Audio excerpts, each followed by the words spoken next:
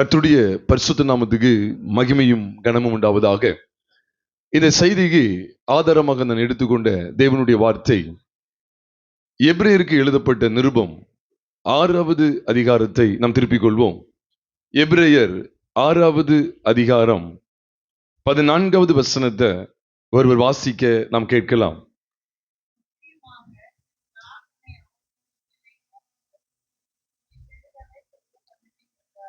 நிச்சயமாக நான் உன்னை ஆசீர்வதிக்கவே ஆசீர்வதித்து உன்னை பெருகவே பெருக பண்ணுவேன் என்றார். அந்தபடியே அவன் பொறுமையாய் காத்திருந்து வாக்குத்தத்தம் பண்ணப்பட்டதை பெற்றான் என்று இங்கு வேதத்திலே நீங்கள் நான் வாசிக்கிறோம். முன்னாட்கள்ல பரிசுத்தனுடைய ஐக்கிய கூடுகையில ஞாயிறு ஆராதனையில இதை குறித்த சில சத்தியங்களை 2-3 வாரங்கள்கிட்ட தொடர்ந்து நாம் படிக்க ஆண்டு உதவி செய்தார். ஏனென்றால் இது ஒரு விசேஷித்த, எல்லா அதிகாரத்தை போல இது ஒரு விசேஷித்த அதிகாரம். ஏனென்றால் நீ நல்லா கவனிச்சுவாங்க, எபிரேயர் முதல் 5 அதிகாரங்கள்ல கிறிஸ்துவானவர் ஒரு சில தாசர்களுக்கு, ஒரு சில மனிதர்களுக்கு முற்றிலும் மேன்மையானவர், அவர்களை காட்டிலும் மேன்மையானவர் என்கிற வெளிச்சத்தை பரிசுத்த வேதாகமத்தில் நீங்களும் நானும் பார்க்கிறோம். எபிரேயர் 1வது அதிகாரத்தை பார்க்கும்போது அவர் தீர்க்கதரிசிகள் எல்லாரிலும் பெரியவர் அப்படிங்கிற வெளிப்பாடான காரியங்கள் காண்பிக்கப்பட்டிருக்கிறது. ஏனென்றால் எபிரேயர் 1வது அதிகாரம் முதல் 2 வசனங்கள்ல பார்க்கும்போது பூர்வ நாட்களில் பங்கு பங்காகவும் வகை வகையாகவும் தம்முடைய தீர்க்கதரிசிகள் மூலமாய் திருவுளம் பற்றின தேவன் இந்த கடைசி காலத்தில குமாரன் மூலமாய் திருவுளம் பற்றினார் என்று சொல்லி வேதத்திலே காண்பிக்கிறார். இது எதுக்காக காண்பிக்கப்பட்டிருக்கிறது என்று சொன்னால், தீர்க்கதரிசிகளாலே ஒன்றையும் சாதிக்க முடியவில்லை. தீர்க்கதரிசிகள் எவ்வளவோ காரியங்களை ஜனங்களுக்கு காண்பித்து கொடுத்தும் அந்த கூடாரத்தை, இடிந்து போன விழுந்து போன கூடாரத்தை ஒன்றன் பின் ஒன்றாக அடுத்தடுத்து வந்த எந்த தீர்க்கதரிசியாலையும் எடுத்து உறுதியாய் நிலைநிறுத்த முடியாத ஒரு சூழல் பழைய உடன்படிக்கை நாட்களில் காணப்பட்டிருந்தது என்பதை நீங்களும் நானும் நன்கு அறிவோம்.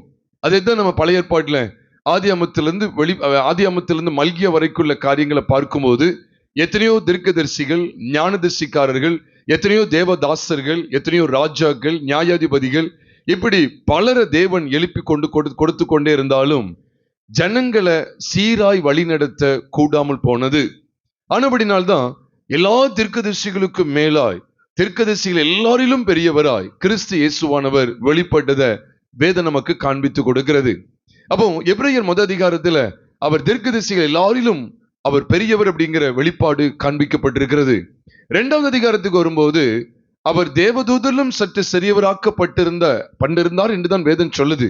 அவர் மாம்சத்தில் வெளிப்பட்டதுனால, அவர் மனுஷரை போல, மற்ற நம்மளை போல ஆண்டவர் மாம்சத்திலே வெளிப்பட்டதுனால அவர் தேவதூதரிலும் சற்று சிறியவராக்கப்பட்டிருந்தார் என்று சொல்லிதான் 9ஆம் வசனத்துல பார்க்கிறோம்.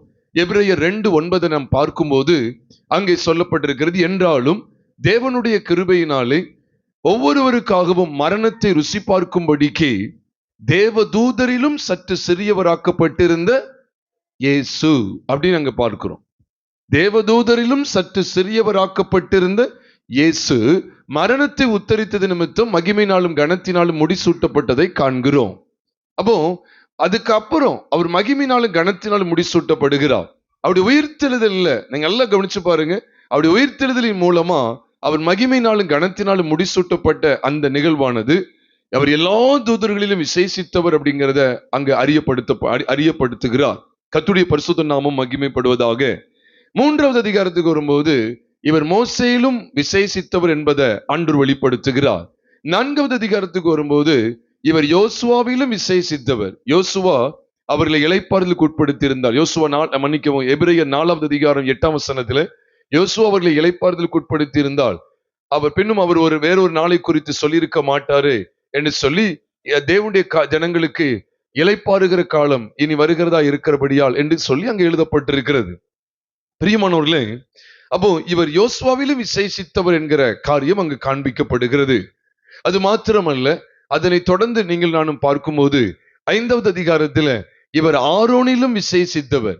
அந்த பிரதான ஆசாரியனாகிய ஆரோனிலும் அவர் விசேஷித்த பிரதான ஆசாரியராய், மேன்மையுள்ள பிரதான ஆசாரியராய் இருக்கிறார் என்கிற வெளிப்பாடு அங்கு காண்பிக்கப்படுகிறது. அப்ப பாருங்க, 1 அதிகாரத்திலிருந்து பார்க்கும்போது அவர் தீர்க்கதரிசிகளிலும் விசேஷித்தவர், 2வது தேவதூதர்களிலும் அவர் விசேஷித்தவர், பாருங்க, இந்த ஸ்தானம் எல்லாம் பயங்கரமான பெரிய பெரிய ஆட்கள். சாதாரண மனுஷிக்கு ஒப்பிட்டு அவர் பேசப்படல. தீர்க்கதரிசிகளிலும் அவர் என்னது விசேஷித்தவர், தேவதூதர்களிலும் விசேஷித்தவர். அதை தொடர்ந்து வரும்போது மோசே சாதாரண மனிதன் அல்ல. மோசே எவ்வளவு பெரிய தேவ மனிதன் பாருங்க. அந்த மோசையிலும் ஒரு விசேஷித்தவர். அதை தொடர்ந்து யோசுவா மோசை விட்டு அந்த ஊழியத்தை தொடர்ந்து செய்து இஸ்ரவேல் ஜனங்களை பாலும் தேனும் ஓடுகிற கர்த்தருடைய அந்த கர்த்தர் வாக்குத்தத்தம் பண்ணின அந்த தேசத்துக்குள்ளே வழிநடத்த தெரிந்து கொள்ளப்பட்ட யோசுவாவிலும் அவர் விசேஷித்தவர். அதை தொடர்ந்து பார்க்கும்போது பிரதான ஆசாரியனாகிய ஆரோனிலும் அவர் விசேஷித்தவர் என்று சொல்லி முதல் 5 அதிகாரங்களை பார்க்கிறோம். அதை தொடர்ந்து 6வது அதிகாரத்துக்கு வரும்போது 6வது அதிகாரத்தின் துவக்கத்துல இந்த 5 அதிகாரங்களுடைய ஒட்டுமொத்த சிறப்பை முதல்ல காண்பித்து கொடுக்கிறார். முதல் 2 வசனங்கள்ல அதுல கிறிஸ்துவை பற்றி சொல்லிய மூல உபதேச வசனங்கள் அப்படின்னு சொல்லப்பட்டிருக்கு. இது எல்லாமே நமக்கு தெரியும். பழைய ஏற்பாட்டு காலத்துல நிழலாட்டமா இருக்கிறவைகள் தான் புதிய ஏற்பாட்டில அது வெளியரங்கமானது அல்லது நிறைவேறினது என்பதை நீங்களும் நானும் பார்க்கிறோம். அதனாலதான் இயேசுவானுடைய ஒவ்வொரு அசைவை நாம் பார்க்கும்போது அவருடைய பிறப்பிலிருந்து அவருடைய மரணம், அடக்கம் மற்றும் உயிர்த்தெழுதல் வரைக்குள்ள காரியங்களை எல்லாம் நாம் உன்னிப்பாக கவனிப்போமேயானால் அவைகள் எல்லாம் பழைய ஏற்பாட்டு காலத்தில தம்முடைய தீர்க்கதரிசிகள் மூலமாய் தேவன் வெளிப்படுத்தினவைகளின் நிறைவேறுதலாகவே காணப்பட்டிருக்கிறது. பிரியமானவர்களே, ஆனபடினால்தான் அவர் இஸ்ரவேலோடு கூட இஸ்ரவேல் ஜனங்களிலே ஏறக்குறைய 12 சீஷர்களோடு இன்னும் மற்ற ஜனங்களோடு கூட அவர் உலாவிக் கொண்டிருந்தார். சஞ்சரித்துக் கொண்டிருந்த நாட்கள்ல தம்மை குறித்து எழுதியிருக்கிற பிரகாரமாகவே அவர் வாழ்ந்தார். தம்மை குறித்து எழுதியிருக்கிற பிரகாரமாகவே அவர் ஊழியம் செய்தார். தம்மை குறித்து எழுதியிருக்கிற பிரகாரமாகவே அவர் பாடுபட்டார். தம்மை குறித்து எழுதியிருக்கிற பிரகாரமாகவே அவர் காட்டி கொடுக்கப்பட்டார். தம்மை குறித்து எழுதியிருக்கிற பிரகாரமாகவே அவர் அடக்கம் பண்ணப்பட்டு உயிர் தெழுந்தார். எல்லாவற்றையும் பழைய ஏற்பாட்டுல சொல்லப்பட்டிருக்கு. அத புத்தியில அந்தகாரம் இருந்ததுனால, மந்தம் உள்ளவர்களா இருந்ததுனால எம்மாவுக்கு கடந்து சென்ற சீசர்களால் அதை அறிய முடியல. இதெல்லாம் நமக்கு தெரியும். அப்பதான் ஆண்டவராகிய இயேசு கிறிஸ்து எம்மாவு என்கிற கிராமத்துக்கு கடந்து சென்ற 2 சீசர்கள் துக்க முகத்தோடு இருக்கிறார்கள். துக்க முகத்தோடு இருக்கிற அவர்களோடு கூட அவர் இடைப்பட்ட விஷயங்களை கவனிப்போமே. ஆனால் லூக்கா 24:27 சொல்லப்பட்டிருக்கு, மோசே முதலிய சகல தீர்க்கதரிசிகளுடைய வாக்கியங்களில் எல்லாம் தம்மை குறித்து எழுதியிருக்கிறவைகளை அவர்களுக்கு விவரித்து காண்பித்தாராம். பாருங்க, எவ்வளவு அற்புதமான காரியம் பாருங்க. நாமும் இவ்விதமா நம்ம இதை நினைச்ச கூடாது, மந்த இறுதி உள்ளவர்களா இருக்கக்கூடாது. நாமும் நம்ம துக்க முகத்தோடு இருக்க வேண்டிய அவசியம் இல்லை.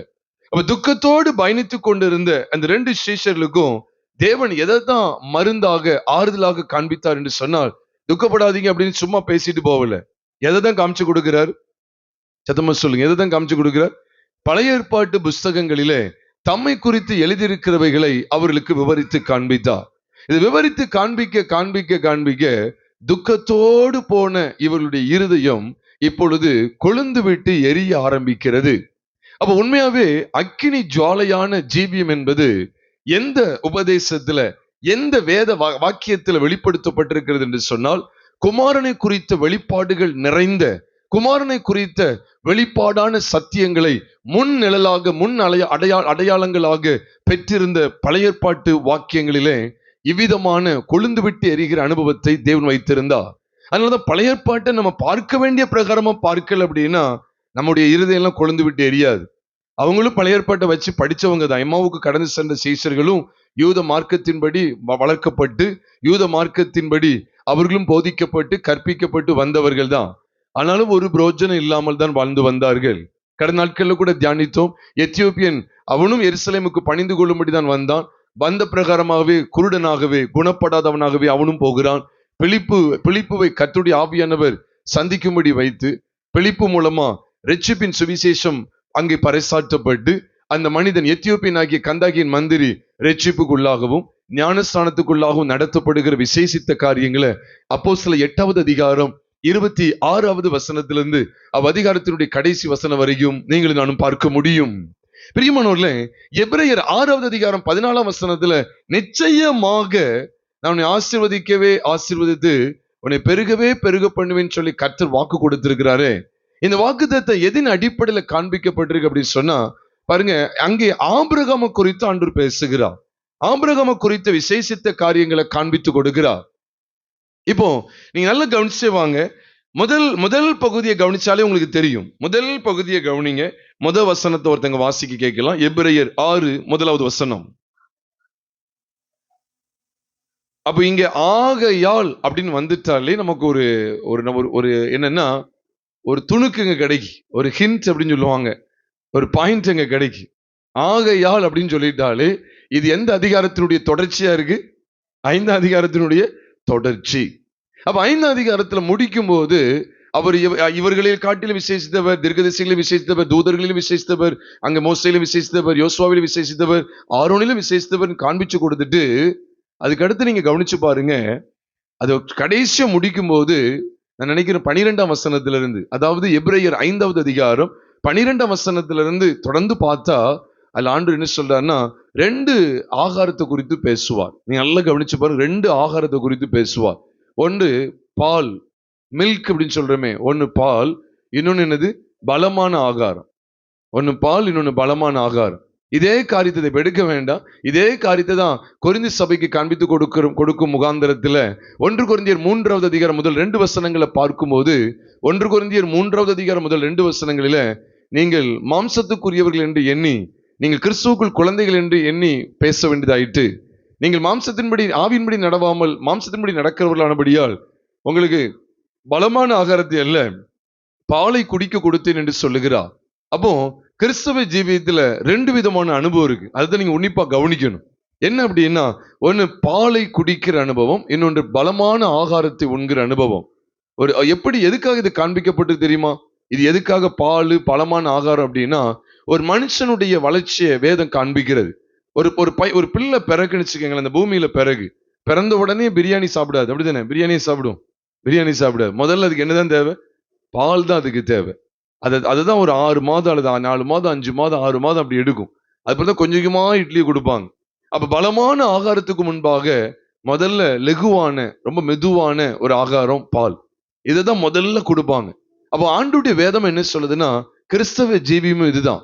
மறுபடியும் பிறக்கிற அனுபவத்தை கர்த்தராகிய இயேசு கிறிஸ்துவின் விலையேறப்பெற்ற இரத்தத்தினால கழுவப்பட்ட நிச்சயத்தோடு ஆரம்பிக்கிற ஒவ்வொரு விசுவாசியும் பாலை உண்கிற அனுபவத்தை தொடர்ந்து பலமான ஆகாரத்தை உண்கிற சாப்பிடக்கூடிய ஒரு முதிர்ச்சி அடையக்கூடிய அனுபவத்திற்கு வர வேண்டும்.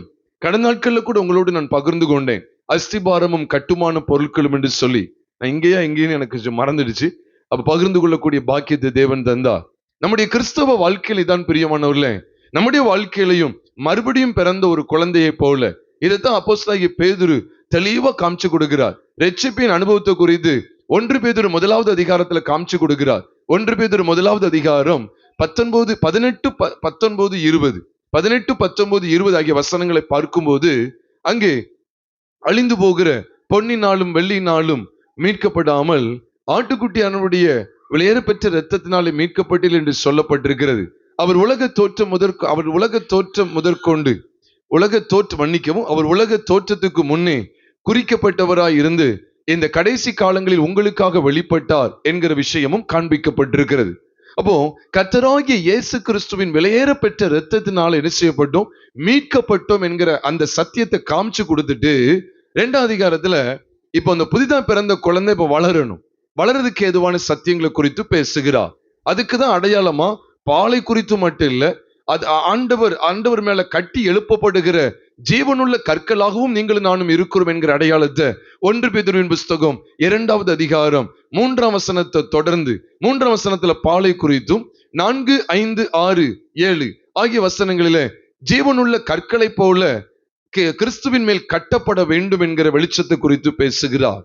அதனாலதான் 1 பேதுரு 2வது அதிகாரம் 3ஆம் வசனத்துல நீங்கள் வளரும்படி புதிதாய் பிறந்த குழந்தைகளை போல, அப்படித்தானே சொல்லப்பட்டிருக்கு. நீங்கள் என்ன செய்யும்படி வளரும். அப்ப முதல் அதிகாரத்துல மீட்கப்படுதலை குறித்து பேசுகிறார். மறுபடியும் பிறக்கிற அனுபவத்தை குறித்து பேசுகிறார். மறுபடியும் பிறக்க ஒரு பிள்ளை பிறக்கிறது, அதுதான் மறுபடியும் பிறந்த அனுபவம். நாமும் கூட என்ன செய்யறோம்? தேவனால் பிறந்திருக்கிறோம்.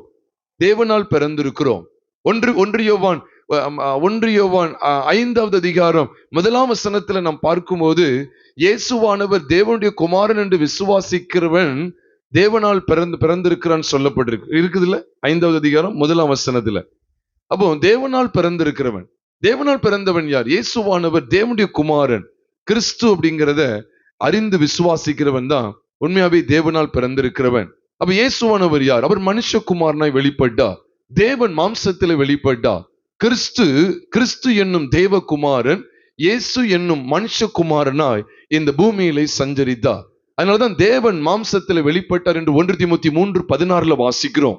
பிரியமானவர்களே, மறுபடியும் பிறந்த ஜீவியமானது, மறுபடியும் பிறந்தவர்கள், இயேசு கிறிஸ்துவை சொந்த இரட்சகராக ஏற்றுக்கொண்டவர்கள் நாளுக்கு நாள் கர்த்தருக்குள்ளே படிப்படியாக வளர்ச்சி அடைய வேண்டும் என்கிற அவசியத்தையும் கட்டாயத்தையும் கர்த்தருடைய வேதம் பற்பல வேத வாக்கியங்கள் மூலமா நமக்கு போதிக்கிறது.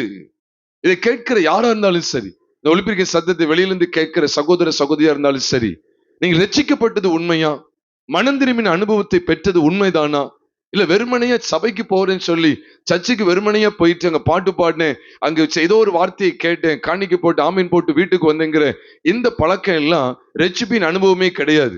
இதெல்லாம் மறுபடியும் பிறந்த அனுபவமே கிடையாது, எல்லாமே ரிஜெக்டட். ஆனா எது உண்மையாகவே மறுபடியும் பிறந்த அனுபவம் தெரியுமா?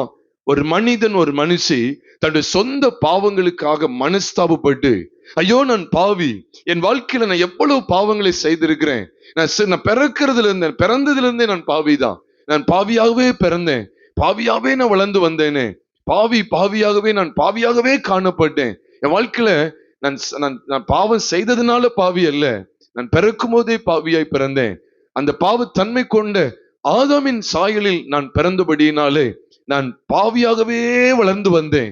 என்னுடைய எல்லா பாவங்களுக்காக கல்வாரி சிலுவையில இயேசு கிறிஸ்து இரத்தத்தை சிந்தி ஜீவனை கொடுத்தா.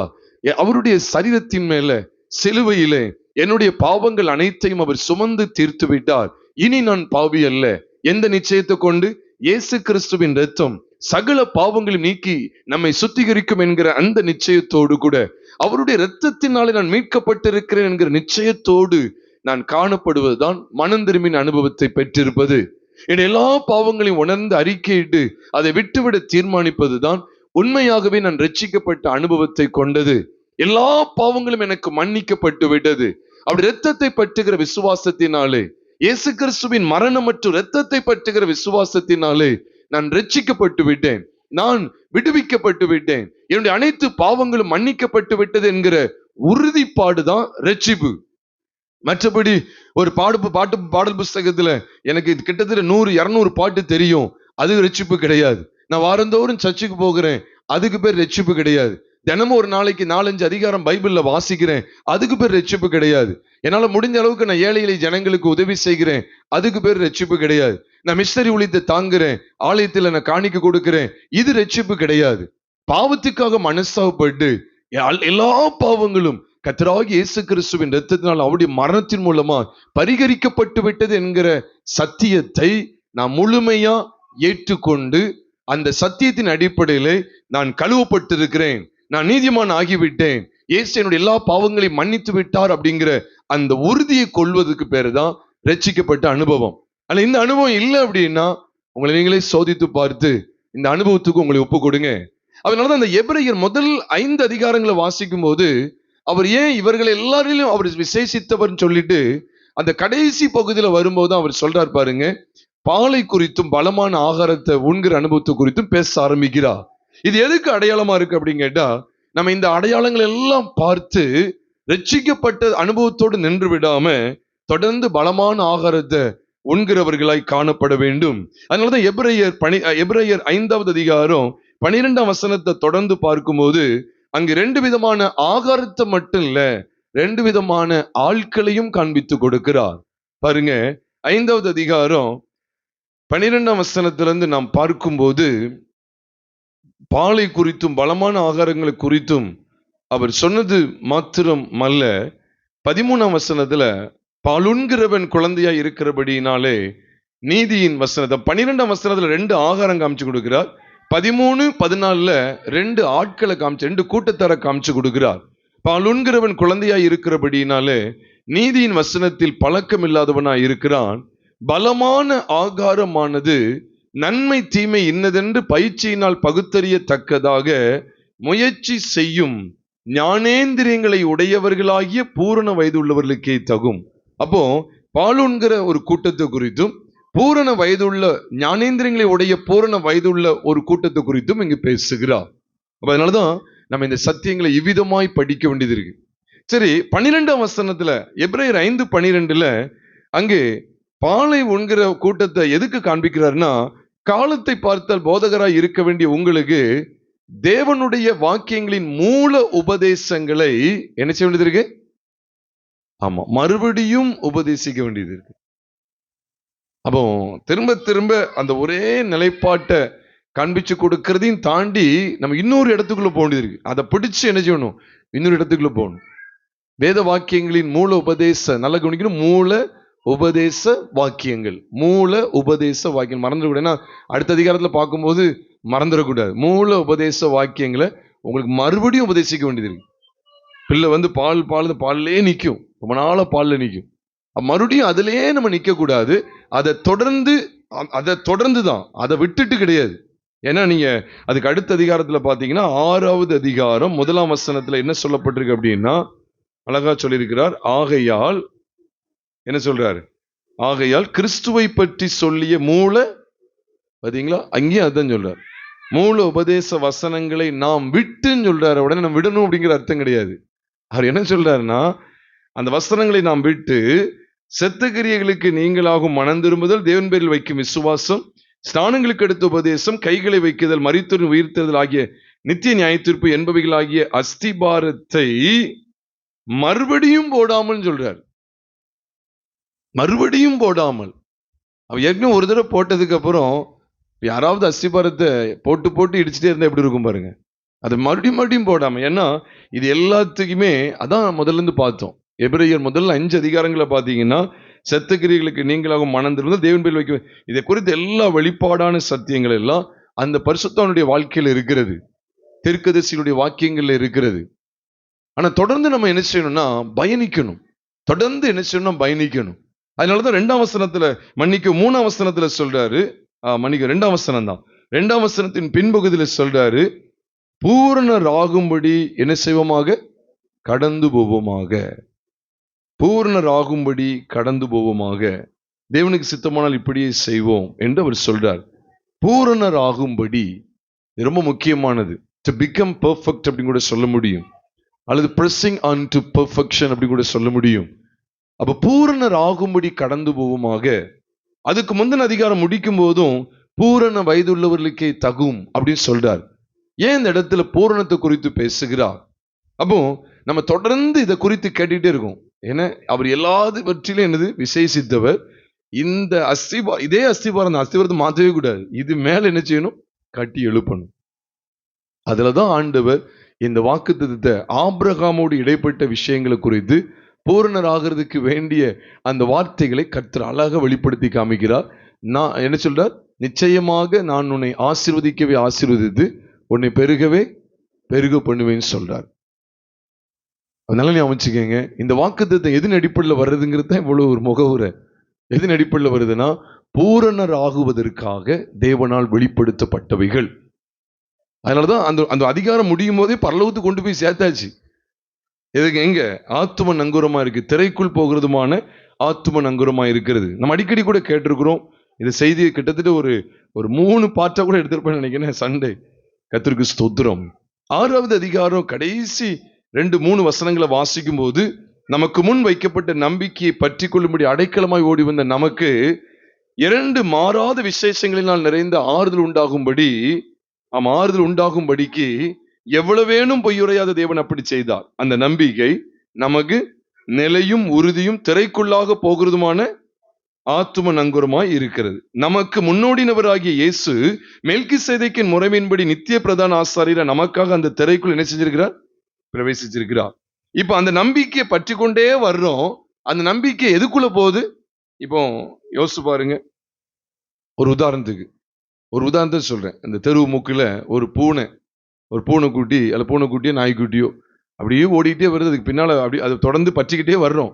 தொடர்ந்து அது எங்க போகுதுன்னு பார்த்துட்டே இருக்கும். 2 தெரு தள்ளி இருந்து அப்படியே வந்துகிட்டே இருக்கு. அது போய்கிட்டே இருக்கு. அதுக்கு பின்னால் அதை தொடர்ந்து ஃபாலோ பண்ணிக்கிட்டே வர்றோம். அதை பற்றி கொண்டே வர்றோம். வந்து கரெக்டா பார்த்தா அது கரெக்டா இதுக்குள்ள நுழையுது, நம்முடைய கூடாரத்துக்குள்ள, சபைக்குள்ள அப்படி நுழையுது. கரெக்டா பார்த்தா அப்படியே வந்தவங்க உள்ளே நுழைஞ்சிட்டாங்க. அப்படிதான் அதான அர்த்தம். அந்த நம்பிக்கை பற்றிக்கிட்டே அதை உன்னை தேடி இப்படி வந்துகிட்டே இருக்கும்போது அப்படியே அது எங்க போதோ அது பற்றிக்கிட்டே வரும்போது அது உள்ள போதும், இவங்களும் உள்ள அப்படி வர்றாங்க.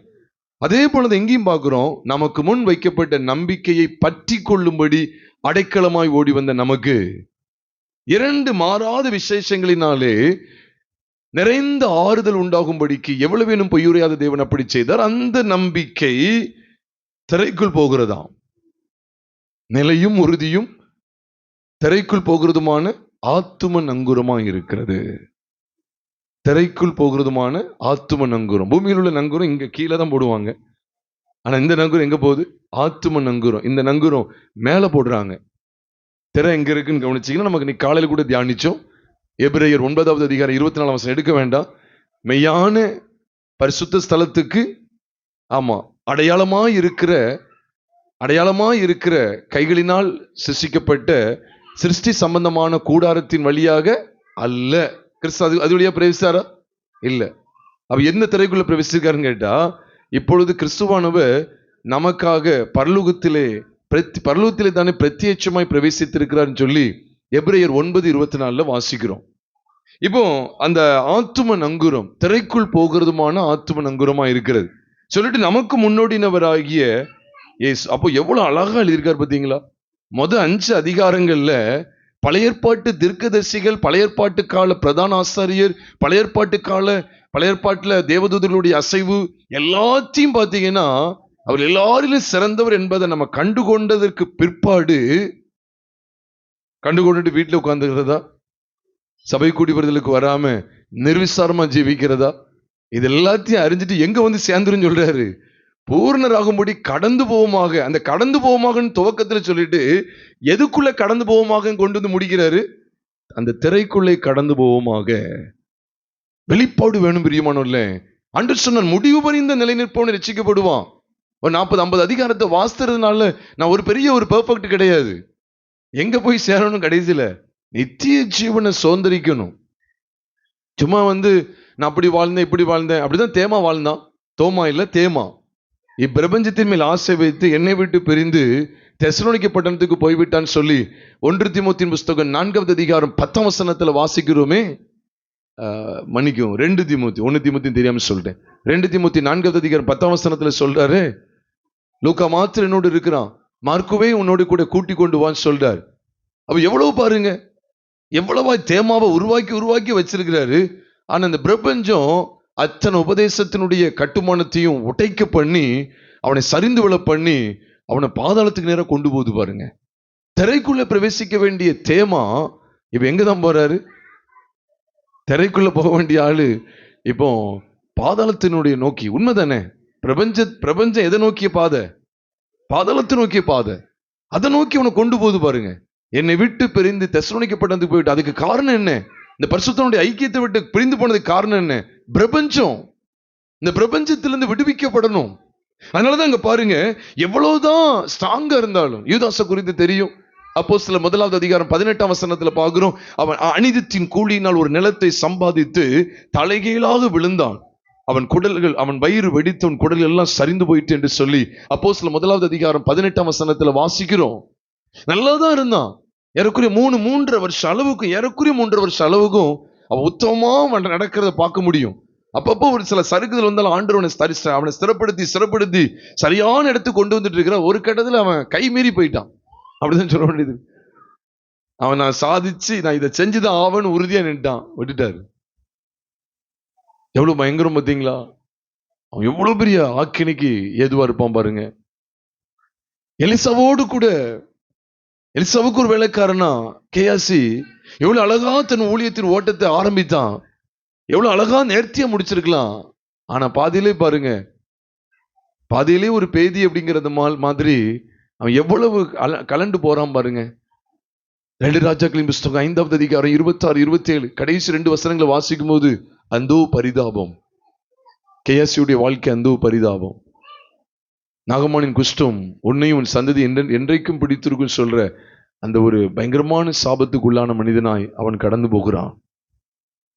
குஷ்டம் சொன்ன ஏதோ ஒரு கஷ்டம் மட்டும் நினைச்சிடாதீங்க. தேவனுடைய சபைக்குள்ளே வர முடியாது அவனால. சந்ததி சந்ததியாய் தேவ சமூகத்துக்கு அவன் விளக்கப்பட்டான். மனுஷ சஞ்சாரமே அவனுக்கு இருக்கக்கூடாது. குஷ்டம் உள்ளவங்க எல்லாரும் பாளையத்துக்கு புறம்பே இருக்கணும். தேவாலயம் எங்க இருக்கு? பாளையத்துக்கு உள்ள இருக்கு. அப்ப அவன் தேவனற்ற வாழ்க்கையை தான் வாழணும். எவ்வளவு பெரிய சாபம் பார்த்தீங்களா? அது கிட்டத்தட்ட நரகம்தான். தேவனற்ற இடம் எதுதான்? நரக வாழ்க்கை. பாருங்க, நல்லா ஓடிக்கிட்டு இருந்த மனுஷன் தானே, நல்லாதான் இருந்தான். அந்த இடத்துல அவனுக்கு என்னது? ஒரு புத்தியீனம். இப்படி அநேக பரிசுத்தனுடைய வாழ்க்கையை பத்தின முடிவு பயங்கரமா இருக்கு.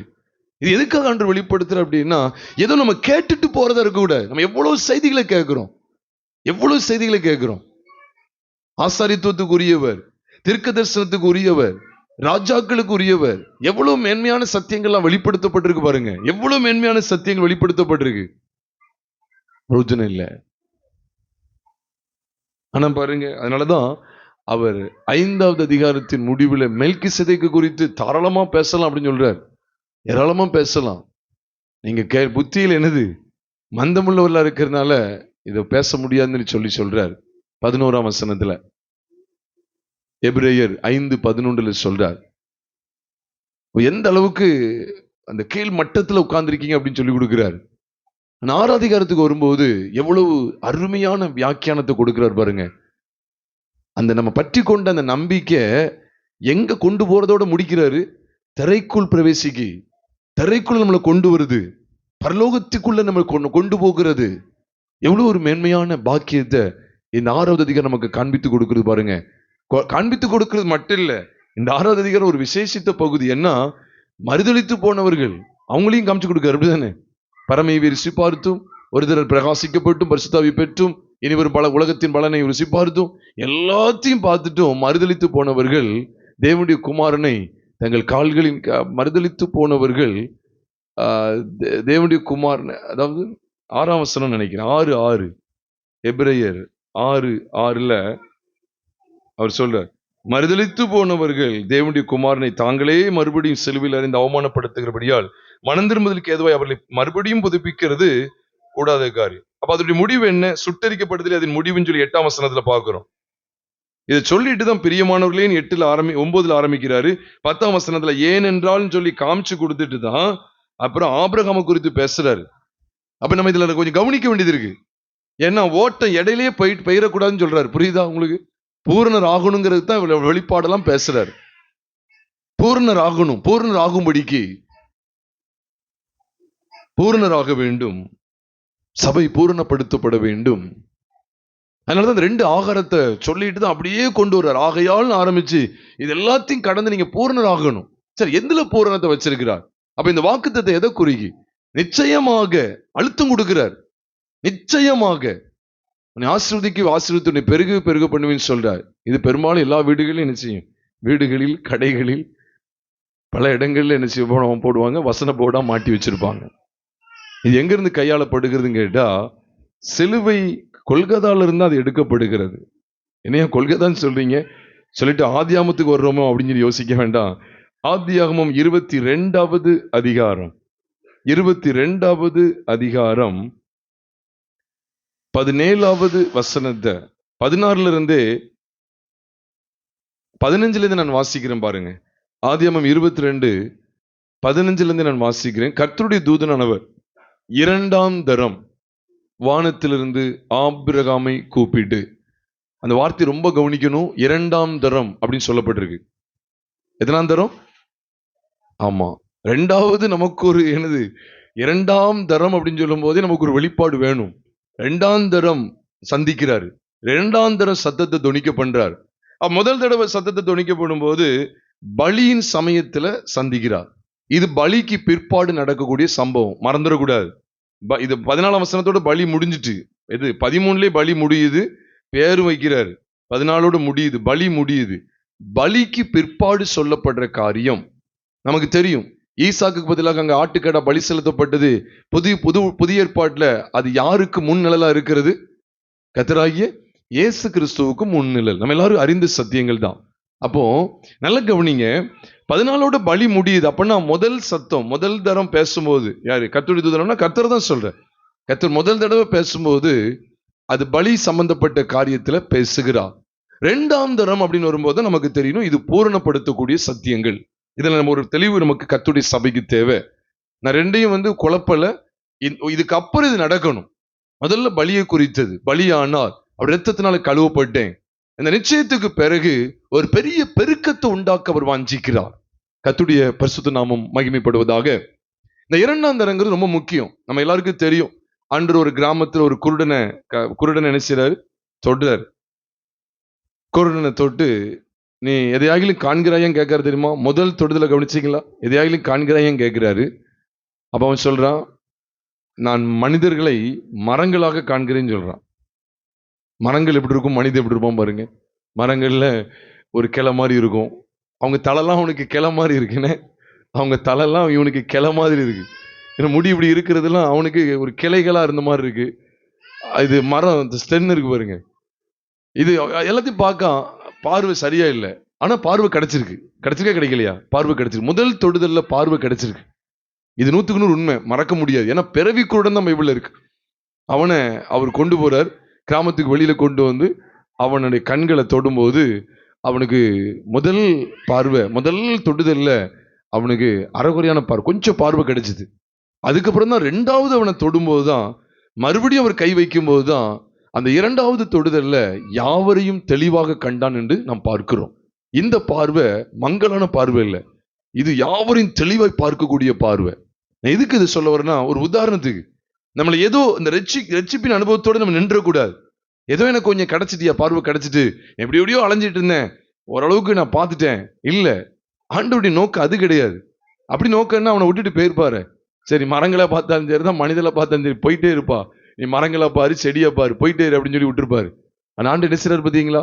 ரெண்டாவது ஒரு தொடுதலை வைக்கிறார். அப்ப இது எல்லாத்துக்கும் நமக்கு ஒரு நோக்கம் இருக்கு, இதெல்லாம் காண்பித்து கொடுக்கிறது. அப்ப ஆண்டுடைய தொடுதல்ல வல்லமை குறைவு இருக்கோ அப்படின்னு நினைச்சிடக்கூடாது. இது எல்லாமே நமக்கு ஒரு படிப்பினை. நாமும் கூட பிறவி கூடனை போல நம்மளும் இந்த போல பூமியில பிறக்கும் போது பார்வை அற்றவர்களா தான் என்ன செஞ்சோம்? பிறந்தோம். இருள் தானே, இருள் தான் கிடந்தோம். ஏன்னா கிறிஸ்துவனுடைய தேவனுடைய சாயலா இருக்கிற கிறிஸ்துவின் சுவிசேஷத்தின் ஒளி அவிசுவாசிகளுக்கு பிரகாசமா இராதபடிக்கு, நமக்கு தான் பிரகாசமா இராதபடிக்கு இப்பிரபஞ்சத்தின் தேவனானவன் அவர்கள் மனதை கூடாக்கினான்னு சொல்லும் போது, மனதின்படி நம்ம இந்த பூமியில எப்படிதான் பிறந்தோம்? குருடர்களாக தான் பிறந்தோம். அப்ப நம்மளையும் ஆண்டவர் தொட்டுட்டார் அப்படின்னு சொல்லிட்டு நம்ம அப்படியே விட்டுறக்கூடாது. அது தொடர்ந்து என்ன முன்னேறணும். தொடர்ந்து மறுபடியும் என்ன தொடணும், மறுபடியும் அவரை அசைக்கணும், மறுபடியும் வாழ்க்கையை அவர் பொறுப்பெடுக்கணும், மறுபடியும் அவருடைய தொடுதலை என் வாழ்க்கையில உணரணும். இவ்விதமாய் நான் கடந்து போகும்போது எவ்வளவு ஒரு பிரகாசத்துக்குள்ள ஆண்டவர் நடத்துறாரு பார்த்தீங்களா? இது மேன்மையான அனுபவம் பிரியமானவர்களே. இதைத்தான் நாம் இங்கே கவனிக்கிறோம். முதலாந்தரம் பேசுறாரு, இப்ப இரண்டாந்தரம் பேசுறாரு பாருங்க. அப்ப இன்னைக்கு ஆண்டவர் நம்மகிட்ட பேசுறாரா? இதான் ஒரு கேள்வி. நம்ம ரட்சிக்கப்பட்டதுக்கு இந்த பலியை குறித்து கர்த்தர் பேசுறாரு. இரண்டாந்தரம் என்ன செய்யறாரு? நாம் வளர்ச்சி அடைவதற்கு எதுவா கர்த்தர் பேசி கொண்டிருக்கிறாரா? அல்லது முதல் தரம் பேசுனதோடு அப்படி நின்றுட்டு நீங்க அப்படி போக பாக்கீங்களா அப்படின்னு இந்த வாக்குத்தத்தை சுதந்திரிக்க முடியாது. அதனாலதான் கர்த்தர் இன்னைக்கு இந்த வாக்குத்தத்தை நமக்கு நினைவுபடுத்துற, நிச்சயமாக நான் ஆசீர்வதிக்கவே ஆசீர்வதித்து பெருகவே பெருக பண்ணுவேன்னு சொல்லி ஆண்டவர் வாக்கு கொடுக்கிறார். அப்ப அதுக்கு முன்னால் என்ன சொல்றாரு பாத்தீங்களா? சுட்டரிக்கப்படுவது அதன் முடிவுன்னு சொல்றார். ரெண்டு காரியத்தை காமிச்சு கொடுத்துக்கிட்டே இருக்கிறார். அப்ப விழுந்து போயிடக்கூடாது. வளர்ச்சி அடைகிற பகுதியில நாம் நின்று விடுவோம் அப்படின்னு சொன்னா சுட்டரிக்கப்படுவது அதனுடைய முடிவு. அதெல்லாம் முள்பூண்டுகளை முளைப்பிக்கிற ஒரு சபிக்கப்பட்ட நிலத்துக்கு அடையாளமாக காணப்படுகிறது பிரியமானவர்களே. நிலங்கிறது எதை காண்பிக்கு? மனுஷனுடைய இருதயம். ஒரு இடத்துல உலகம் இருக்கு, ஒரு இடத்துல இருதயம். அப்ப இந்த இருதயம் ஒரு காலம் சபிக்கப்பட்டதா விளங்கிவிடக்கூடாது பிரியமானவர்களே. அது எதை காண்பிக்கு? பின்மாற்றத்தை குறிக்கி, அது வளர்ச்சி அடையாததை குறிக்கிறது, அது வளராதபடிக்கு பின்வாங்கி மறுதளித்து போகிற வாழ்க்கையை காண்பிக்கிறது. அப்ப ஆதியாகமம் 22:17 தான் நம்ம அங்க கவனிக்கிறோம்.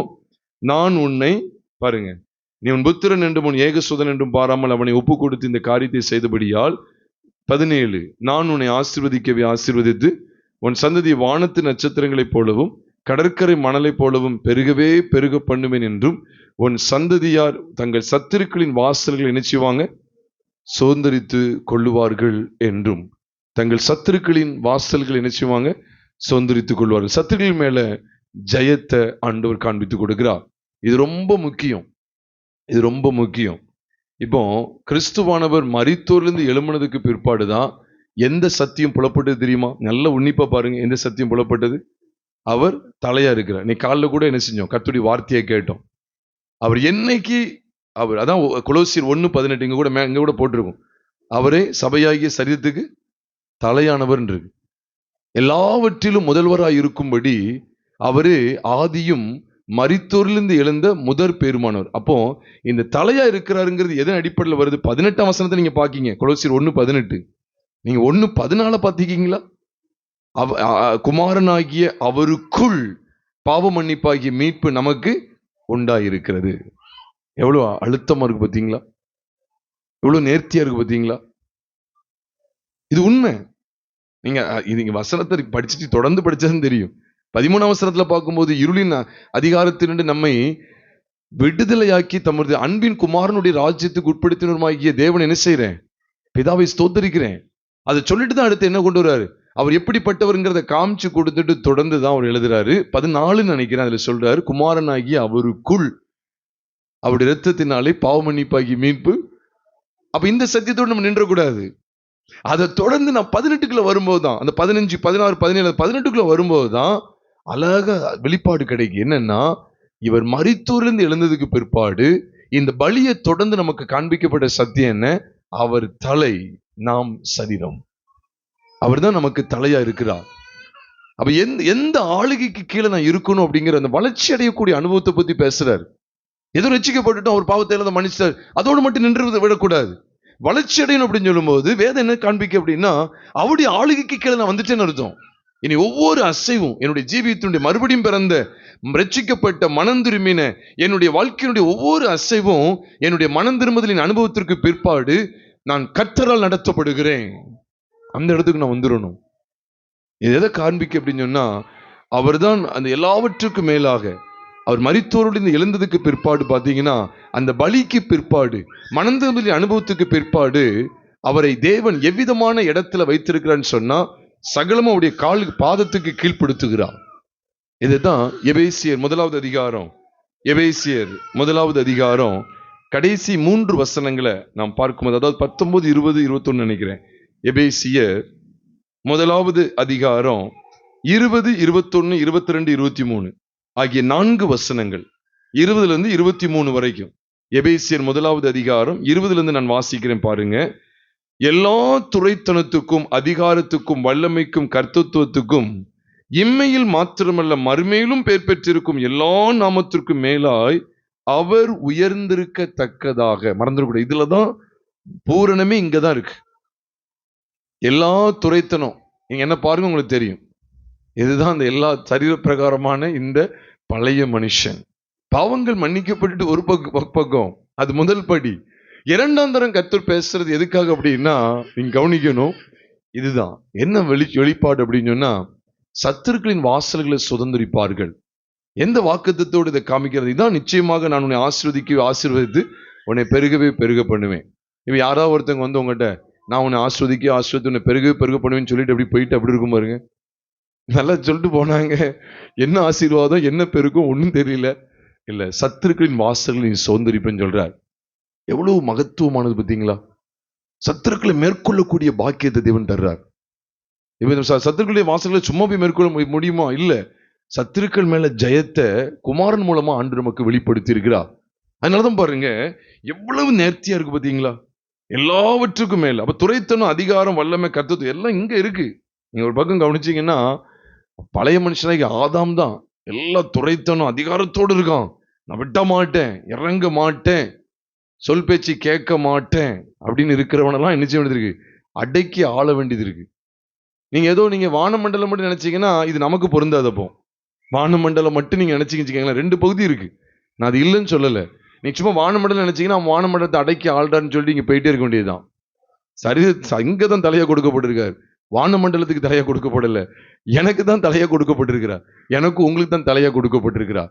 அப்ப மரித்தோரிலிருந்து முதல் பேரானவர் எழும்பும் போதுதான் அவர் சரீரமாகிய சபைக்கு தலையாய் அறியப்பட்டிருக்கிறார், தம்மை வெளிப்படுத்துகிறார். அப்ப எனக்கு என்ன வெளிப்பாடு? அப்ப அவருடைய மரணத்தின் மூலமா நான் பாவ மன்னிப்பை நிச்சயத்தை பெற்றுக்கொள்றேன். அப்படி உயிர்த்தெழுதல் மூலமா நான் நீதிமான் என்கிற சிறந்த அந்தஸ்தை பெறுகிறேன். கரெக்ட், ரட்சிக்கப்பட்ட அனுபவம் வந்துட்டு அதை தொடர்ந்துள்ள ஸ்தானத்தை நம்ம அறிய மாட்டோம். அதனாலதான் எபிரேயர் முதல் 5 அதிகாரங்கள்ல இந்த வெளிப்பாடான சத்தியங்களை பேசிட்டு 6 அதிகாரத்துக்கு வரும்போது பூரணராகும்படி கடந்து போவோமாக என்று சொல்றார். எவ்வளவு மேன்மை பாருங்க. இதுலதான் நம்ம பார்க்க வேண்டியது இருக்கு. சத்துருக்களின் வாசல்களை சுதந்தரிக்கிற வெளிப்பாடான சத்தியத்தை எபிரேயர் 6 மற்றும் ஆதியாகமம் 22 நீங்கள் நானும் தெளிவா பார்க்க வேண்டியது இருக்கு. அது எப்படி சுதந்தரிக்கிறது? சகல துரைத்தனங்களுக்கும் அதிகாரங்களுக்கும் அவர் மேலா இருக்கணுமா? உண்மையிலே சொல்ல போனா சகல துரைத்தனம், அந்த வல்லமை எல்லாம் இங்கதான் இருக்கு. அவருடைய சித்தத்துக்கு கீழ்ப்படிய மறுக்கிற சுயம், சகல அதிகாரம் கொண்டதா, வல்லமை கொண்டதா, அவருடைய சித்தத்துக்கு எதிர்த்து நின்றுட்டு இருக்கு. அவரு கதவு தட்டுற, இல்ல நான் திறக்க மாட்டேன்னு எதிர்த்து நீக்கி சுயம், இந்த துரைத்தனத்துக்கு மேல அவர் இருக்கிறார் பாத்தீங்களா, அவருடைய கண்ட்ரோலுக்குள்ள கொண்டு வர்றார் பாத்தீங்களா, இதுதான் பூர்ணராக்கப்படுற ஒரு அனுபவம். சும்மா எல்லாம் சொல்லல, இருக்கிறத உங்களோடு பகிர்ந்து கொள்றேன். இதுக்காக தான் அவர் சபைக்கு தலையா இருக்கிறார். அப்ப ஒரு சபைக்கு தலையாறதுக்கு முன்னால நமக்காக ரத்த சிந்தனார், பாடுபட்டார். இதெல்லாம் பாவ மன்னிப்பு நிச்சயம், ரட்சிக்கப்பட்ட அனுபவத்துக்கு நமக்கு வெளிப்படுத்தப்பட்டவைகள். ஆனா அதை தொடர்ந்து அவர் எனக்கு தலையா இருக்கிறாருங்கிற அந்த வெளிப்பாட்டுக்குள்ள நான் வந்தாகணுமே. அதுல தானே பூர்ணராகிற ஒரு அனுபவத்தை வச்சிருக்கிறாரு. இல்ல என் பாவத்தை எல்லாத்தையும் மன்னிச்சிட்டாரு, அடுத்துதான் அவன் கொக்கி போடுவானே, அடுத்து ஒரு வளைய வெளிப்பானே, ஒரு கண்ணியை வச்சு பிடிப்பானே. அவன் சொல்லுவான், சாதாரணமா அழகா சொல்லிடுவான், எவ்வளவு பாவங்கள் உனக்கு மன்னிக்கப்பட்டாலும் அடுத்த வாரத்துல உனக்கு உன் கதையை நான் பாக்குறேன், எப்படி எடுக்குன்னு பாரு, உன் அனுபவத்தை எல்லாத்தையும் பீஸ் ஆக்குறான்னு இல்லையான்னு பாருன்னு சொன்னா முடிஞ்சு போச்சு. அதுக்குதான் ஆண்டு இந்த வெளிப்பாடான சத்தியத்தை தர்றார். அப்ப சத்துருக்களின் வாசல்களை சுதந்திரிப்பார்கள்ங்கிறதெல்லாம் எந்த வெளிச்சத்துல வைக்கிறாருன்னா, அவ குமாரனை தலையா கொடுக்கிறார். அதனாலதான் 2ஆம் தரம் பேசுறாரு. நல்லா கவனிச்சு பாருங்க. ஆபிரகாம்கிட்ட முதல் தடவை பேசுனதோடு நின்றாதீங்க. அப்ப எபிரேயர் 6 அதிகாரத்துல பேசப்பட்டது முதல் தடவை பேசுனதா 2ஆவது தடவை பேசுனதை காமிச்சு கொடுக்கிறதா? 2ஆம் தரம் அதை குறித்து வெளிப்பாடு எனக்கு வேணும். முதல் தரம் பேசுறது அங்க எபிரேயர் முதல் 5 அதிகாரங்களை காமிச்சு கொடுத்துட்டாரு. எல்லாம் பலி, எல்லாம் பலியை பத்தி தானே. தீர்க்கதரிசிகள், தேவதூதர்கள், மோசே, யோசுவா, ஆரோன், இவங்க எல்லாரையும் குறித்த இதுல எல்லாத்துலயும் எல்லா வெளிப்பாடு இருக்கு, இல்லைன்னு சொல்லல. ஆனா இது எல்லாத்தையும் காமிச்சு கொடுத்துட்டு இங்க ஆபிரகாமோடு 2ஆம் தரம் பேசினதை வெளிப்படுத்திக்கிட்டு இருக்கிறார். உன்னை ஆசீர்வதித்து உன்னை பெருகவே பெருகணும். அதனுடைய வெளிப்பாடு எங்க இருக்குன்னா, உன் சந்ததியார் சத்துருக்களின் வாசல்களை சுதந்திரிப்பார்கள். அதான் மேற்கொள்ற ஒரு அனுபவம். அப்ப இஸ்ரேல் ஜனங்கள் எகிப்துல பஸ்காவை துண்டிச்சுட்டு வந்ததுக்கு அப்புறம் உடனே அவங்க வாக்குத்தத்தம் பண்ண இடத்துக்கு வந்துட்டாங்களா? இல்ல. சகல துரைத்தனங்களையும் அதிகாரங்களையும் என்ன செய்ய வேண்டியது இருக்கு? ஆட்டி படைக்க வேண்டியது இருக்கு. உண்மைதானே? வழியில மோவாப் அடிச்சானா தூள் ஆக்கி விட்டுருப்பான். வழியில இது ஓகு இருக்கு, அவன் பாசானின் ராஜா இருக்கான், பரத்திடுவான். விட்டாருன்னு வச்சுக்கங்க, தூள் ஆக்கி விட்டுருவான். அப்ப தேவன் என்ன செய்யறது தெரியுமா? பாசானின் ராஜாவையும் மேற்கொள்ளக்கூடிய ஒரு நபர் உன்னை ஆட்கொள்கிறார். கானானுக்குள்ள பேர வேண்டியதானே? 7 ஜாதிகள் இருக்காங்க, அவ்வளத்தையும் துரத்திட்டு தான் உள்ள பிரவேசிக்க பண்ணுவார். உபாகமம் 7ஆவது அதிகாரம் முதல் 2 வசனங்களை வாசி பாருங்க. அங்கதான் 7 ஜாதிகள் பத்தி போட்டிருக்கு. கிர்காசியர், கானானியர், பெரிசியர், எபுசியர், ஏவியர், எமோரியர், ஏத்தியர். இந்த 7 ஜாதிகளை குறித்து உபாகமம் 7ஆவது அதிகாரத்துல பாக்குறோம். 7ஆவது அதிகாரம் முதல் 2 வசனங்களை வாசிங்கன்னா, இவங்களை துரத்துறதுக்கு அப்புறம் தான் தேசத்துக்குள்ள வர முடியும், பூர்ணரான ஒரு இடத்துக்குள்ள வர முடியும். அப்படித்தானே இருக்கு. உன்னை சுதந்திரிக்க போகிற தேசத்தில் உன் தேவனாய் கர்த்தர் உன்னை பிரவேசிக்க பண்ணி உள்ள போய் உடனே குடியிருக்க முடியாது. உள்ள போனோம்னா 7 பேர் இருக்காங்க. உன்னை பார்க்கலும் ஜனம் பெருத்த ஜாதிகளாகிய ஏத்தியர். அப்போ உன்னைக்காட்டிலும் அதிக ஜனம் பெருத்தவங்க. ஏத்தியர், கிர்காசியர், எமோரியர், கானானியர், பெரிசியர், எபூசியர் என்னும் 7 பலத்த ஜாதிகளை உனக்கு முன்பாக துரத்தி உன் தேவனாகிய கர்த்தர் அவர்களை உன்னிடத்தில் ஒப்பு கொடுக்கும் போது அவளை என்னச்சு முறியடிப்ப. அதுக்கு பிறகுதான் நம்ம குடியிருக்க முடியும். உள்ள கொண்டு வந்து இந்த 7ஐயும் காலி பண்ணணும். அதுக்கு முன்னால எத்தனை காலி பண்ணிட்டு வராங்க பாருங்க. வனாந்திரத்துல 40 வருஷம் எத்தனை ராஜாக்களை, எத்தனை மனிதர்களை, சத்துருக்களை அவர் ஜெயித்து வர்றாங்க. அப்ப பிரியமானவர்களே, அப்ப பஸ்காவை தொடர்ந்து அவங்களுக்கு வெளிப்பாடு என்ன வெளிப்பாடுன்னா, சகல துரைத்தனங்களையும் அதிகாரங்களையும் எல்லா கர்த்தத்துவம் வல்லமை இம்மையில் மாத்திரம் மறுமையிலும் பேர் பெற்றிருக்கும் எல்லா நாமத்துக்கும் மேலாக அவர் உயர்ந்திருக்கத்தக்கதாக. பஸ்காவை தொடர்ந்து அடுத்த சத்தத்தை கேட்கணும். இதான் பூர்ணராகிற ஒரு அனுபவம். அது தொடர்ந்து என்ன சொல்லி முடிக்கிறது, அதை மட்டும் பார்த்து முடிக்கலாம். எபேசியர் 1ஆவது அதிகாரம் 20ஆம் வசனத்தை பார்க்கிறோம். 20 தொடர்ந்து நான் வாசிக்கிறேன். 21 எல்லாம் அது மேலாக அவர் உயர்ந்திருக்கத்தக்கதாக அவரை உன்னதங்களில் தம்முடைய வலது பரிசத்தில் ஒரு கால்மடி செய்து. இதைத்தான் அவர் செய்தார். உயிர்த்தெழுந்து அவர் போகும்போது இதைத்தான் அவர் செய்துட்டு எல்லாவற்றையும் அவருடைய பாதங்களுக்கு கீழ்ப்படுத்தி, எல்லாவற்றையும் மறந்துடாதீங்க, ரொம்ப முக்கியம், நம்முடைய சபைக்கு இது ஒரு ஏற்ற இதுதான் பிரதானமான வசனம். இது எல்லாவற்றையும் எல்லாவற்றாலும் நிரப்புகிறவருடைய நிறைவாகிய சரீரமான சபைக்கு அவரை எல்லாவற்றுக்கும் மேலான தலையாக தந்தள்ளினார். காலையில சுருக்கமா அதை கேட்டோம், நம்முடைய தாசன் மூலமா கேட்டோம், கர்த்தருடைய தாசன் மூலமா கேட்டோம். இப்ப பாருங்க, இதைத்தான் ஆண்டவர் காமிச்சு கொடுக்கிறார். இரண்டாம் தரம் எல்லாவற்றுக்கும் மேலாக, எல்லாவற்றுக்கும் மேலாக அவர் இருக்கணும். இது எதை தொடர்ந்து தான் வருது தெரியுமோ? பலி. அதான் உயிர்த்தெழுதலை தொடர்ந்துதான் இது எல்லா வசனங்களும் நமக்கு காண்பிக்கப்படுகிறது. இதே போலதான் பிரியமானவர்களே, நமக்கும் ஆண்டவர் எபிரேயர் 6 மூலமா இவ்வளவு பிரத்யட்சமான காரியங்களை சொல்றார். அதனாலதான் இதை ஆசீர்வதித்து உன்னை பெருக பெருக பண்ணுவேன்னு சொல்லிட்டு எங்க கொண்டு போயிட்டார் பாருங்க, திரைக்குள்ள கொண்டு போயிட்டாரா, கொண்டு போகலையா? கரெக்டா அங்க பரம காணன்னு கொண்டு போயிட்டார். அப்ப இந்த சத்துருக்கள் எல்லாம் மேற்கொண்டு, அப்ப இவங்க எல்லாம் ஜனம் பெருத்ததுதான், அதிகாரத்துல உயர்ந்ததுதான். ஆனா என்னைக்கு பஸ்காவை அனுசரிச்சு அதுல இருந்து வெளிப்பாட பெற்றுக்கொள்றாங்களோ, அதுல இருந்து நீங்க கவனிச்சு பாருங்க, மோவாப் இஸ்ரவேலை மேற்கொள்ள முடியல. அப்படின்னா யாருடைய கர்த்தத்துவம் பெருசு? கர்த்தத்துவம்னா ஆளுகை, கவர்மெண்ட் அர்த்தம். யாருடைய கர்த்தத்துவம் தான் பெருசா இருக்கு? மோவாப் இல்ல, இஸ்ரவேலுடைய கர்த்தத்துவம் பெருசு. இப்படி ஒவ்வொரு ராஜாக்களிடத்திலையும் ஆண்டவர் இஸ்ரவேலை எப்படி காமிச்சுக்கிட்டே இருந்தார் தெரியுமா? இந்த ஆளுகைக்குள்ள நீ இருக்கிற, இவங்களை விட நான் எவ்வளவு பெரிய ஆளுன்னு காமிச்சுக்கிட்டே இருக்கிறார். இவங்க தோத்துட்டா இவங்களுடைய கர்த்தத்துவம் அவங்கள விட கம்மியானதுன்னு அர்த்தம், வலிமை குறைந்ததாயிரும். ஒவ்வொரு இன்சிடென்ட்லையும், ஒவ்வொரு சம்பவத்திலையும் தேவன் எதை வச்சுக்கிட்டே கானானுக்குள்ள கொண்டு போயிட்டார், பூர்ணராகிற ஒரு இடத்துக்குள்ள, பூர்ணமான இடத்துக்குள்ள கொண்டு போயிட்டார் கேட்டா, அந்த சத்துருக்களை விட இந்த வல்லமை பெருசு, அவங்களை காட்டிலும் இந்த கர்த்தத்துவம் பெருசு, அவங்களை காட்டி அவங்க வல்லமை காட்டி இந்த வல்லமை பெருசு, அவங்களுடைய நாமத்தை விட அவங்க பேர் அங்க எனது பாலாக்கு வந்து நிக்கிறான், அவனை விட இவருடைய நாமம் என்னது, இவர் உயர்ந்தவர் அப்படிங்கிறத காமிச்சு கொடுக்கிறார். இப்படி காண்பித்து காண்பித்து காண்பித்து தான் எல்லாவற்றுக்கும் மேலாக அவர் இருக்கிறாருங்கிறத தான் தலையாகிய கிறிஸ்துவை பற்றி கொண்டிருக்கிற அனுபவம். தலையாகிய கிறிஸ்துவை பற்றி கொண்டிருக்கணும். கர்த்தருடைய பரிசுத்த நாமத்துக்கு மகிமை கனம் உண்டாவதாக. இன்னொரு வசனம் ஞாபகத்துக்கு வருது, எபேசியர் 4வது அதிகாரத்துல இந்த தலையாகிய கிறிஸ்துவை பற்றி கொள்ளணும்னு சொல்லி அந்த வெளிப்பாடை காண்பிக்கிறார். எபேசியர் 4வது அதிகாரம், அதுல பாருங்க, அதுல ஆண்டவர் நம்மளை வளர்ச்சி அடைகிறதுக்கு 11ஆம் வசனத்திலே சொல்றார். 11ஆம் வசனத்திலே சொல்றார், நாம் அனைவரும் தேவனுடைய குமாரனை பற்றி விசுவாசத்திலும் அன்பிலும் மன்னிக்கும் அறிவிலும் ஒருமைப்பட்டவர்களாகி கிறிஸ்துவனுடைய நிறைவான வளர்ச்சியின் அளவுக்கு தக்க பூரண புருஷர் ஆகும் வரைக்கும் அவர் சில ஊழியர்கள்லாம் ஏற்படுத்தி இருக்கிறாரு. 14ஆம் வசனத்திலிருந்து 14, 15 அது பாருங்க. நாம் இனி, அப்படி அர்த்தம் என்னன்னு சொல்லுங்க? நம்ம எதை குடிக்கிறவங்களா இருக்கக்கூடாது. நாம் இனி, ஏன் இந்த இனி? ஏன்னா இது பூரண புருஷர் ஆகிறதுக்கான ட்ரைனிங். அதனாலதான் அவர் சொல்ற, நாம் இனி குழந்தைகளாய் இராமல் மனுஷனுடைய சூது மஞ்சிக்கிறதுக்கு எதுவான தந்திரம் உள்ள போதகமாகிய பலவித காற்றினாலே அலைகளைப் போல அடிபட்டு அலைகிறவர்களாய் இராமல் அன்புடன் சத்தியத்தை கை கொண்டு தலையாகிய, இப்ப இதான் பிரதானமா வைப்பார், உயிர்த்தெழுந்த கிறிஸ்து. நீ உயிர்த்தெழுதல் வரைக்கும் நம்ம கொண்டு வரல, உயிர்த்தெழுதலையும் தாண்டி எங்க வர்றோம்? அவர் எனக்கு தலையா இருக்கிறார். இந்த வெளிச்சத்துல தான் நான் அனுதினமும் ஜீவிக்க வேண்டியது இருக்கு. அவர் எனக்கு தலையா இருக்கிறார். அப்ப பாருங்க, தலையாகிய கிறிஸ்து எவ்வளவு அழகா கொண்டு வருவார் பாருங்க.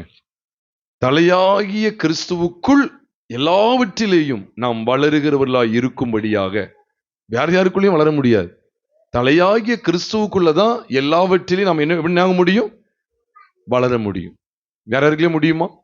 ஏன்னா தலையாகிய கிறிஸ்து. அப்ப தலையாக தந்தர்லினாருங்கிறதுல நம்ம என்ன வெளிப்பாடு பெறுது? சகல கர்த்தத்துவம். சில நேரங்களில் ஒரு காட்சியை பார்த்தீங்கன்னா நம்மளை அப்படியே இழுக்கும், அந்த கர்த்தத்துவம் இந்த கர்த்தத்துவத்தை அப்படியே இழுக்கிற மாதிரி இருக்கும். விட்டுறாதீங்க. எந்த வெளிப்பாடு வேணும்? தலையாகிய கிறிஸ்து அவரே. அதனாலதான் இந்த சபைக்கு பேரு கிறிஸ்துவின் சரீரமாகிய சபை. கிறிஸ்துவின் சரீரமாகிய சபைன்னா அங்க 2 பார்ட் இருக்கு, ஒன்னு தலை, இன்னொன்னு உடல் இருக்கு, சரீரம் இருக்கு. அப்ப அவர் தான் தலை. அந்த வெளிச்சத்திலேயே நான் நாள்தோறும் நடக்கணும். அதுதான் அவர் கொண்டு வர்றார். தலையாகிய கிறிஸ்துவுக்குள்ளதான் எல்லாவற்றிலும் நான் வளர முடியுமா? எல்லாவற்றிலும் வளரணுமா? தலையாகிய கிறிஸ்துவுக்குள்ளதான் அது சாத்தியப்படும். ஏன்னா சகல கர்த்தத்துவமும் அவருக்குள்ள தான் இருக்கு. அதுதான் அவர் சொல்லி நான் முடிக்க போறேன். எபேசியர் 4ல தலையாகிய கிறிஸ்துவுக்குள் எல்லாவற்றிலேயும் நாம் வளர்கிறவர்களா இருக்கும்படியாக அப்படி செய்தார் சொல்லிட்டு 16ல சொல்றார் பாருங்க. அவராலே சரீரம் முழுதும் அதற்கு உதவியாய் இருக்கிற சகல கணுக்களினாலும் இசையாய் கூட்டி இணைக்கப்பட்டு ஒவ்வொரு அவயவமும் தன் அளவுக்கு தக்கதாய் கிரியை செய்கிறபடியே அது அன்பினாலே தனக்கு பக்தி விருத்தி உண்டாக்குறதுக்கு ஏதுவாக சரீர வளர்ச்சி உண்டாக்குறது. காலையில கூட தியானித்தோம், மீண்டும் மீண்டும் அதை சொல்றேன். காலைல கூட தியானித்தோம், ஏன்னா இந்த செய்தி எடுக்கும் போது எனக்கு ஞாபகத்துக்கு வந்துகிட்டே இருக்கு. காலைல கூட தியானித்தோம். கை தனி என்ன செய்யாது, செயல்படவே விட. தலையை துண்டை எடுத்து பாருங்களேன், பார்ப்போம், அப்பதான் தெரியும். பிஹேவ் பண்ணாதான் தெரியும். பிஹேவ் பண்ணாதான் பிஹேவ் பண்ணுமா, எல்லாம் பிஹேவ் பண்ணுமான்னு தெரியும். ஏதாவது ஒன்றும் வேலை செய்யாது. எல்லாமே ஒன்றுக்குண்டு இசைவு தான், ஆனா இது இல்லாம எதுவுமே வேலை செய்யாது. none of the members of our body without the head are functioning. none of the members are functioning. எதுவுமே வேலை செய்யாது. அப்ப எதுல வெளிச்சத்தை வச்சிருக்கிறாருன்னா இதற்குள்ளதான் பிரியமானவர்களே. அப்ப சரீர வளர்ச்சி உண்டாக்குதான். அது அன்பினாலே தனக்கு பக்தி விருத்தி உண்டாக்குறதுக்கு ஏதுவாக சரீர வளர்ச்சி உண்டாக்குகிறது. அதுதான் 16 சொல்லிட்டார், அவராலே. அதுல என்ன போட்டுக்கலாம் தெரியுமா? பிராக்கெட்ல தான், எதுவும் மாத்தக்கூடாது. பிராக்கெட்ல என்ன போடலாம் சொல்லுங்க பாப்போம், யார் சொல்றான்னு பாப்போம். இல்ல இயேசு கிறிஸ்துவானின் சொல்றதுலாம் நீங்க சின்ன பிள்ளை கூட சொல்லிடும். அந்த இடத்துக்கு வாங்க, மேல தலைன்னு போட்டார்ல. அப்ப அவராலேன்னு சொன்னா தலையாலே சரீரம் முழுவதும் கொடுங்க பார்த்தீங்களா? இதை சொல்லிட்டு தான் 17 சொல்றாரு, ஆதலால் கர்த்தருக்குள் நான் உங்களுக்கு சாட்சி. இந்த வெளிப்பாடு இருக்கிறதுனால புறஜாதிகளுடைய வீணான சிந்தை உங்களை ஆளுகை செய்யக்கூடாது. எவ்வளவு கொண்டு வந்து பாருங்க. அடுத்து புறஜாதிகளுடைய லட்சணத்தை காமிச்சு கொடுக்காரா? அவங்க உணர்வு இல்லாதவங்களா இருக்காங்க, அசுத்தங்களை சகலவித அசுத்தங்களையும் ஆவலோட நடப்பிக்கிறாங்க, காம விகாரத்துக்கு தங்களை ஒப்பு கொடுத்திருக்கிறாங்க, இருதய கடினத்துக்கு ஒப்பு கொடுத்திருக்காங்க, புத்தியில் அந்தகாரப்பட்டிருக்காங்க, தங்கள் சிந்தையில வீணரா இருக்காங்க. எல்லாம் இருக்கா இல்லையா? இந்த கர்த்தத்துவத்தை இது ஜெயிச்சிரும். கர்த்தத்துவம் சொல்லலாம் வித்தியாசம் நினைக்காங்க. கர்த்தத்துவம் ஒரு தோளின் மேல இருக்குன்னா ஆளுகை, அதிகாரம். இப்ப சொல்லுங்க, வீணான புறஜாதிகளுடைய அந்த ஆதிக்கம் நம்மளை பாதிக்க முடியுமா? முடியவே முடியாது.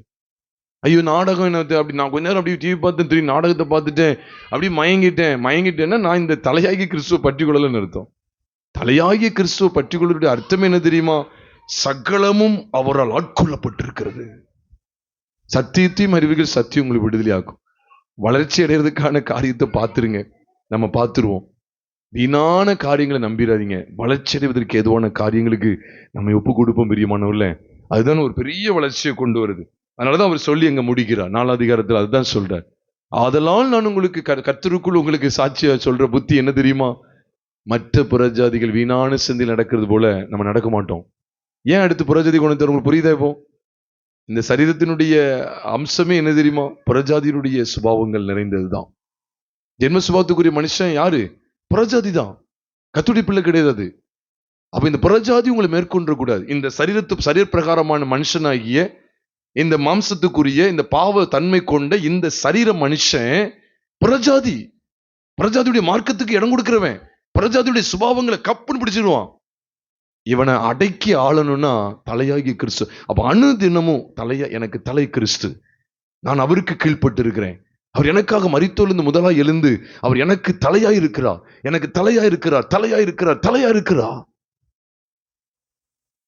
கிறிஸ்துவுக்கு தேவன் தலையா இருக்கிறது போல சபைக்கு கிறிஸ்து தலையா இருக்கிறார் அப்படிங்கிறதுலாம் வசனத்துல நீங்கள் நானும் வேதத்துல பார்க்கிறோம்.